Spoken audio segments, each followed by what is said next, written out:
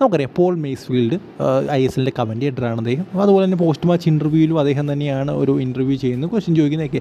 എന്തായാലും അദ്ദേഹത്തിനോട് ചോദിച്ചത് ഇങ്ങനെയാണ്, അതായത് എന്തുകൊണ്ടാണ് ജീക്സൺ സിങ്ങിനെ റൈറ്റ് ബാക്ക് പൊസിഷനിലേക്ക് ഇട്ടത്, ഡിഫൻസീവ് മിഡ്ഫീൽഡ് കളിക്കുന്ന ഒരു പ്ലെയറല്ലേ, ബട്ട് ആ ഒരു പൊസിഷൻ അദ്ദേഹം നല്ലവണ്ണം കളിക്കുകയും ചെയ്തു എന്ന് ചോദിച്ചപ്പോൾ അദ്ദേഹം പറഞ്ഞ മറുപടി എന്ന് പറയുന്നത് ഉറപ്പായിട്ടും നോവാ സദുവി എന്ന് പറയുന്ന പ്ലെയറിനെ തടയാൻ വേണ്ടി ജീക്സണെ തന്നെ അവിടേക്ക് മനഃപൂർവ്വം ഇട്ടയാണെന്നാണ് അദ്ദേഹം പറയുന്നത്. ജീക്സൺ മാത്രമല്ല, ജീക്സിൻ്റെ കൂടെ സൗവിക്കും മികച്ച പെർഫോമൻസ് ആ ഒരു റൈറ്റ് വിങ് പൊസിഷൻ അല്ലെങ്കിൽ റൈറ്റ് ഫുൾ ബാക്ക് പൊസിഷനിൽ നടത്തിയോണ്ടാണ് നോവാ സദുവിയെ ഒരു തരത്തിൽ തടഞ്ഞു നിർത്താൻ സാധിച്ചതെന്നാണ് അദ്ദേഹം പറയുന്നത്. സോ എന്തായാലും ഈ നോവാ സദുവി കോൺസെൻട്രേറ്റഡ് ആയിട്ടുള്ള ഗെയിം നമ്മൾ കളിച്ച് കഴിഞ്ഞാൽ ശരിയാവില്ല. അത് ഒരു പരമസത്യമാണ്. നമ്മുടെ മിഗാൽ ഷറ മെയിനായിട്ട് ചെയ്തൊരു സംഭവമായിരുന്നു നോവാ സദുവി കോൺസെൻട്രേറ്റ് ചെയ്ത് കളിക്കുന്നത്.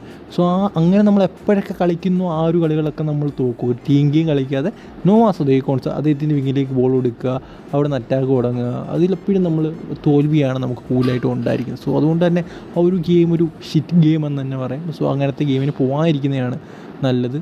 ഇപ്പോൾ നോവാ സദുവി ഒരു എന്താ പറയുക, ഒരു ടൈപ്പ് ഓഫ് ഒരു ക്യാൻസറായിട്ട് മാറിക്കൊണ്ടിരിക്കുകയാണ് കേരള ബ്ലാസ്റ്റേഴ്സിൻ്റെ. കാരണം നമ്മൾ തോൽക്കാൻ കാരണം അദ്ദേഹമാണ് എന്നൊരു രീതിയിലേക്ക് പോയിക്കൊണ്ടിരിക്കുകയാണ്. കാരണം അദ്ദേഹത്തിനെ ഏത് രീതിയിലും അവർ തടയും. നോവാ സദുവി പോലെ പ്ലെയറിനെ ഏത് രീതിയിലും അവരൊക്കെ തടയും. പിന്നെ അദ്ദേഹത്തിൻ്റെ അൺവാണ്ടഡ് ടച്ചസ്, അൺവാണ്ടഡ് ഡ്രിബിൾസ്, ഇതൊക്കെ കുറേ ഉണ്ട് നോവാ സദുവി.